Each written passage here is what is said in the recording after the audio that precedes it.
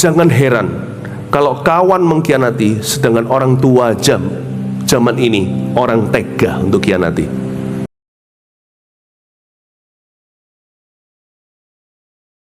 Menjadi hamba uang.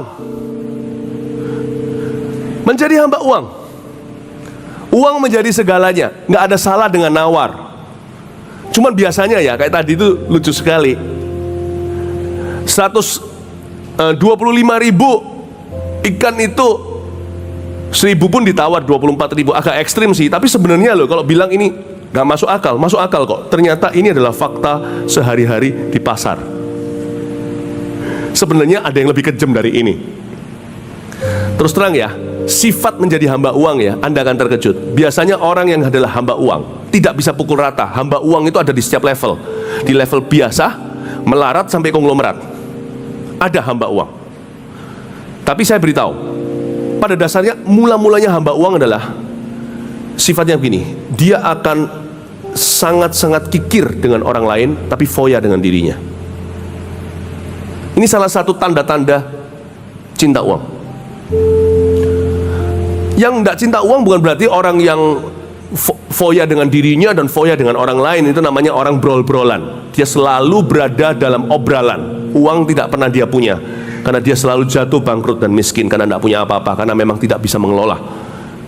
Yang baik itu adalah orang yang balance. Saya tidak akan bahas di sini. Minggu lalu Anda bisa dapatkan sendiri di Pusaka Raja Wali, terutama di ibadah terakhir keempat, malam hari pukul 7 di sini saya ajarkan tentang beberapa step untuk review keuangan setahun sekali atau 2 kali. Lihat ada pengeluaran yang tidak diduga, Anda lihat jenisnya apa, lalu habis itu Anda kategorikan.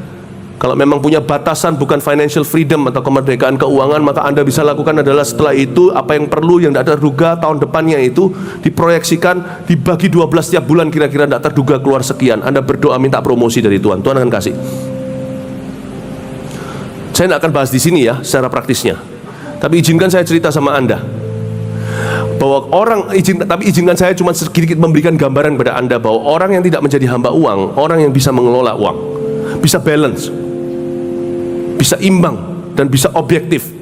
Ada hikmat kepala ini, hikmatnya Salomo. Hati ini hatinya Daud. Saya doa supaya jemaat kita tidak akan pernah menjadi hamba, budak pada orang yang memiutanginya. Hamba kepada uang dan cinta kepada uang adalah akar kejahatan. Saya doakan itu. Minggu kemarin ini saya ajarkan di ibadah 1 ini juga, bagaimana jangan larikan uang orang. Masih ingat kalau Anda yang datang? Karena uang adalah nyawa. Nah sekarang saya tambahkan, biasanya orang yang jadi hamba uang, you believe it or not, dia pelit sama uang kecil, setengah mati. 1.000 pun, jangankan 1.000, sekarang mata uang kalau perlu 50 rupiah pun yang sekarang cuma jadi permen. Nggak ada, zaman saya kecil 50 rupiah itu bisa minum sirup sama makan pastel di sekolah saya di kantin. Sekarang 50 rupiah nggak ada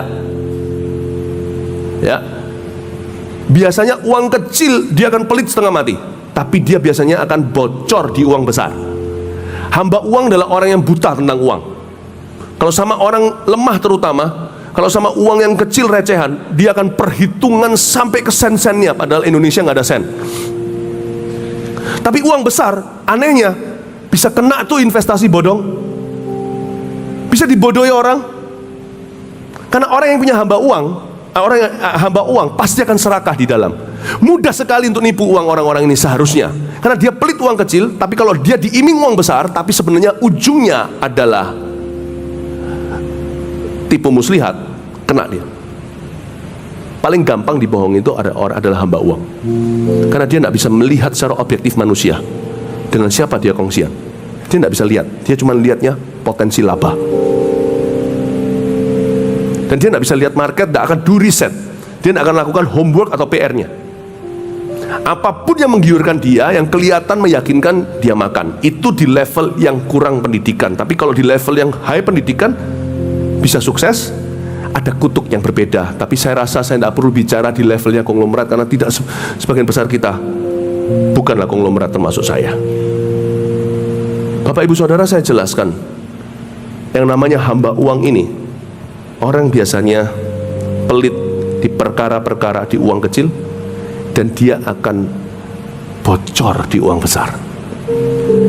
Tapi barang siapa yang mencintai Tuhan, diberi Tuhan hikmat untuk mengelola kasih karunia. Katakan amin. Nah, saya kasih juga sedikit tips ya bagi pinjam meminjam. Yang pasti di dalam CG, di dalam gereja kita ibadah seperti ini, apalagi di pertemuan-pertemuan ibadah kecilnya seperti di Connect Group atau di kelompok kecil, jangan dijadikan tempat platform untuk pinjam-pinjaman. No. Kalau ada yang terjadi gitu, saya sebagai gembala di sini memberi Anda hak untuk berkata tidak. Jangan lakukan itu karena nanti dimanipulasi. Nah, maksud saya ngomong begini, soal pinjam meminjam, kalau ada orang pinjam uang sama Anda punya pertimbangan bukan meminjamkan. Kenali dulu psikologi orang Indonesia. Ada beberapa macam orang. Orang yang nggak pernah minjem, kalau sampai minjem berarti dia kepepet. Kalau dia kepepet, pikirkan baik-baik, berarti dia salah mengelola. Tidak ada garansi kalau Anda pinjamkan dia akan bisa kelola untuk kembalikan. Jadi maksud saya ngomong gini bukanlah tidak pinjamkan, bukanlah saya beritahu pada Anda jangan pinjamkan. Tetapi kalau Anda memang rela meminjamkan, anggaplah memberikan, supaya jangan sampai hati Anda kena kecewa. Ekspektasi Anda harus didefinisi. Ekspektasi kita harus disesuaikan dengan keadaan zaman. Zaman ini orang minjem banyak nggak kembali. Jadi jangan sampai kita merasa dibodohi. Karena itu kalau ada orang mau pinjam kepada Anda 100 juta, tapi Anda tahu ini mungkin nggak kembali, tapi Anda masih iba, belas kasihan, welas kasih. Apalagi orang ini siapa? Kalau Anda mau kasih dia 20, cobalah pinjamkan. Jangan 100 kalau memang Anda tidak sanggup segitu. Kalau sanggup sih, tapi 100 itu kalau nggak kembali, Anda bisa bangkrut, domino. Jangan sampai krisis orang menular ke Anda seperti virus. Anda pun akhirnya jatuh karena uang Anda nyantol di siapa. Kalau Anda mau pinjamkan, anggaplah nyantol 20, Anda masih bisa survive, anggaplah itu amal. Kasih 20, balik ya sudah, balik puji Tuhan. Ditagih boleh, nggak balik ya sudah, nggak apa-apa. Saya kasih saran, karena orang yang tidak pernah minjam tiba-tiba minjam, dia sudah pasti desperado, putus asa. Berarti ada sesuatu mismanagement terjadi. Karena itu jangan sampai kami mendengar lagi ada orang berkata, si ini pinjam, larikan aku, kecewa, aduh kepahitan, didoakan FLC, Family Life Counseling, didoakan pendoa sampai kelepasan. Jangan terjadi. Jangan jadikan dirimu sasaran empuk. Saya tidak berkata bahwa kita adalah orang yang keras yang berkata tidak pada setiap orang yang meminta kepada kita. Jangan salah. Amsal berkata, kalau kamu punya sesuatu, apalagi itu saudaramu, kamu suruh dia pergi dan berkata God bless you. Bukankah kita seperti orang kafir? Tapi juga Anda perlu melindungi interestmu, supaya jangan sampai ada orang minta roti berujung menyeret Anda akhirnya menjadi pengemis sama-sama untuk meminta roti bersama dengan dia. Tuhan tidak akan menolong orang lain dengan mengorbankanmu, karena setiap orang adalah kasus penebusan dari Tuhan Yesus. Amin Bapak Ibu Saudara. Dan biasanya orang kalau sudah biasa pinjam, nah itu lebih ngeri lagi. Dia sudah, orang kalau pertama kali bilang mau pinjam itu masih gengsi. Tapi kalau ada orang yang sudah kehilangan harga diri, pinjam berkali-kali, pinjam gali lubang tutup lubang, hingga akhirnya menjadi hamba uang, ini biasanya berjatuhan korban-korban yang innocent, yang naif, yang polos, itu yang kena sini dan situ. Bapak Ibu Saudara, dengan orang begini juga Anda punya keputusan beri atau tidak. Dari sisimu yang meminjamkan, ingatlah bahwa selalu itu adalah pemberian, bukan pinjaman. Karena kemungkinan tak akan kembali uangmu. Sebagai orang Indonesia, orang Asia, untuk keluar kata pinjam. Mengapa? Karena mereka tidak tega, atau mereka mungkin tidak berani atau gengsi berkata minta. Tafsirkan waktu orang bilang pinjam itu artinya minta. Karena orang bule lebih berani. Saya pernah didatangi seorang teman saya dan berkata, Can you give me $100? Zaman saya sekolah, kaget saya, sekolah Alkitab ada orang modelnya begini. Saya kasih, karena dia berani, gentleman berkata minta. Orang Indonesia kalau dalam konteks itu beda kulit dan warna dan budaya, dia tidak akan ngomong gitu. Dia akan berkata, Philip, can I borrow? Karena kata minta itu vulgar di Indonesia. Anda langsung dicap pengemis segala. Jadi do understand. Mari kita belajar masuk dalam pelayanan interpreter. Kalau orang berkata, aku boleh pinjam 50 juta. Dia minta 50 juta. Setelah kau pinjami, ekornya tidak kelihatan di mana. Janganlah kita bodoh. Janganlah kita polos. Tapi kita harus menjadi orang yang bijaksana tapi baik hati. Ingatlah di sekeliling kita, perkara uang banyak orang salah. Perkara uang banyak tali yang sangat rumit. Jaga dirimu, berkembanglah dalam kasih karunia, dan tolong orang lain satu persatu. Tuhan akan membuat Anda semakin hari semakin menjadi bendahara kerajaan sorga. Kasih tepuk tangan untuk Tuhan Yesus. Amin. Ya, Anda belajar sesuatu? Manusia akan mencintai dirinya sendiri dan menjadi hamba uang. Saya lanjutkan sedikit lagi. Mereka akan membual dan menyombongkan diri. Mereka akan menjadi pemfitnah. Mereka akan memberontak terhadap orang tua dan tidak tahu berterima kasih, tidak mempedulikan agama. Saya tidak akan kembangkan lebih dari ayat 2 di kebaktian ini. Intinya adalah, kalau kita lihat bagaimana mereka memberontak terhadap orang tua, banyak kasus terjadi dalam keluarga. Janganlah kita naif. Ini adalah zaman di mana jangan heran kalau kawan mengkhianati, sedangkan orang tua zaman ini orang tega untuk khianati. Karena itu jangan jadi orang Kristen yang berjalan keluar sana tidak memakai perlengkapan senjata Allah, lalu kembali ke gereja dalam keadaan terluka dan kepahitan. Kepahitan itu memang spirit, tapi kepahitan juga bisa terjadi karena kita over ekspektasi sama manusia.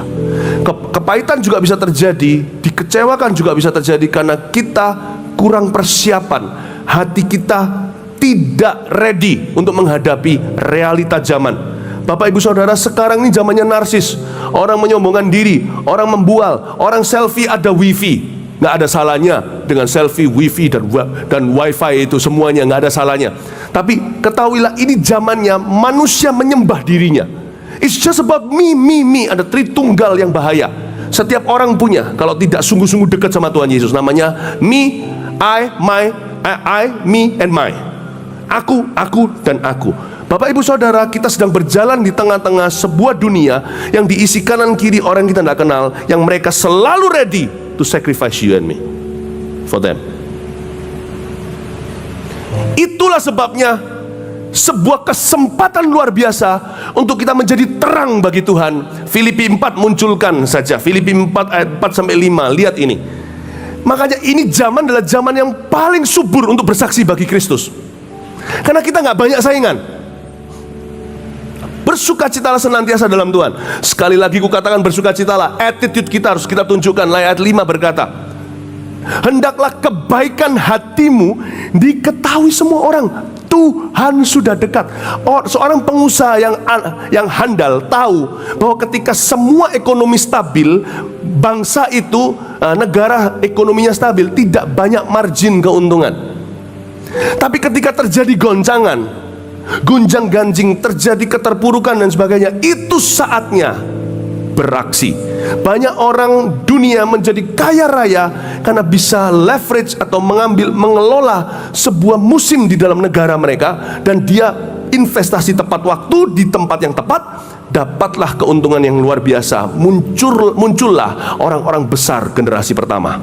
Bapak ibu saudara, di dalam dunia ekonomi orang mengerti, when time is not stable, that's profitable. Waktu tidak stabil, disitulah profit terjadi. Tahukah Anda, orang Kristen harus punya mata rohani lebih dari mata ekonomi? Ini waktu yang sempurna untuk bersaksi bagi Yesus. Karena manusia jahat tambah menyolok kebaikan kita. Cuman jangan andalkan kata-kata semata-mata. Talk is cheap, bicara itu murah. Jikalau Anda anak muda di sebuah pesta, Anda lihat orang tua, Anda kasih kursinya, silakan duduk. Di zaman dimana sekarang anak muda, alamak, Luar biasa, saya lihat di mana-mana, gue nggak peduli. Ini zaman pemberontakan. Alkitab mengatakan mereka bahkan orang tua sendiri aja nggak dihormati, darah daging loh. Anda kasih gitu, semua orang berbicara, who is this young man? Mungkin mereka terlalu sibuk, mereka nggak memikirkan Anda. Tapi paling nggak, Anda akan memutar leher beberapa orang dan berkata, shining, biarkan kebaikan hatimu diketahui semua orang. Akhirnya mereka tahu, ini anak siapa. Marganya Anda yang wangi gara-gara dirimu. Bukan cuma itu, ketika mereka tahu Anda orang Kristen, oh ini anak-anak AOG nih, Army of God, langsung cepat menyebar, menjalar seperti api di hutan, kebakaran. Akhirnya jadi image atau jadi satu reputasi bahwa anak mudanya orang jemaat Mawar Siaran itu kayak begitu. Wow, gentleman sekali. Kebaikan hatimu, semua orang jahat. Ada uang lebih nggak pernah kembali. Kalau Anda sedang dealing dalam sebuah bisnis, ada lebih, Anda kembalikan. Anda yang kejar, kok kemana aku transferkan ini lebih? Orang jadi kaget. Pengusaha seperti apa? Bukan cuma yang diuntungkan nama Yesus, tapi Anda punya reputasi dalam diri orang itu. Sampai kapanpun saya yakin orang itu kalau harus buang teman, buang rekan, buang supplier atau apa, dia pasti akan eman dan sayangkan Anda. Karena orang seperti Anda, dia ada tandingan. Mungkin barang Anda biasa, sedikit lebih mahal dari orang lain, tetapi karena sifat Anda itu sekali akan sangat melekat di dalam memorinya. Orang ini mungkin aku bisa kurangi orderannya karena aku dapatkan margin lebih tinggi di sini. Tetapi orang ini yang kayak begini, aku tidak mau kehilangan dia. Gampang sekali Anda membuat seseorang jadi tersentak karena kebaikan Anda. Karena dunia ini jahat. It's so easy to testify about Jesus.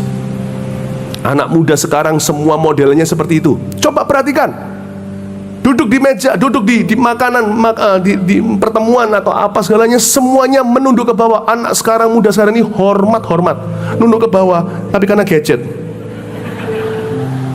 Gampang kalau Anda mau jadi anak muda, dapat kerjaan, dapat jodoh, dapat perhatian orang tuanya, dapat pujian mereka, ya kan, bisa bicara level dengan mereka, taruh itu, semuanya nunduk gitu. Anda tidak punya kompetisi, ajak bicara AI, susu apa yang bisa diambilkan, makanan apa sekali, ngobrol sama mereka, iya gini. Anda tidak ada saingan. The easiest time to be good is today, because bad is plenty. Karena yang namanya bad, ada begitu banyak bad men di dunia ini, sehingga good mudah dalam bahasa Ibrani ditengeri. Amin. Mudah juga sebagai hamba Tuhan untuk menjadi menyolok di zaman ini, karena lebih banyak sekali hamba Tuhan yang masuk dalam skandal. Kalau Anda benar, beritakan firman yang betul-betul kena di hati, Anda tidak perlu membuat orang kagum, orang akan mengikuti ministrimu. Zaman ini zaman yang paling sempurna untuk bersaksi bagi Yesus lewat kebaikan dan teladan. Lalu mulut kita bisa menjual apa saja. Ketika orang lihat buktinya, mereka berkata, aku mau ikut keyakinanmu, aku mau ikut kesaksianmu, aku mau ikut firman yang kau beritakan. Bapak, Ibu, Saudara, this is the perfect time. Karena itu saya yakin kita tidak boleh pesimis. Melihat semua tanda zaman ini, saya tahu ini waktunya Tuhan Sang Sutradara mengambil satu papan dengan strip-strip hitam putih seperti zebra, dan Tuhan berkata, are you ready my son, are you ready my daughter? Siapkah? Apakah Anda siap? Apakah kamu siap, anakku? Action! Ini waktunya kita bertindak bagi Tuhan. Haleluya, mari kita beri sama-sama, kita beri tepuk tangan bagi Tuhan Yesus.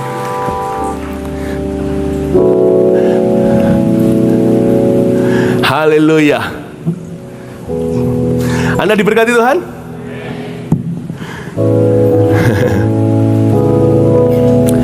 Saya berdoa agar jemaat ini, saya nggak kasihkan aplikasinya, bahwa Anda dan saya dimanapun di masyarakat, baik itu sesimpel, sesederhana antri.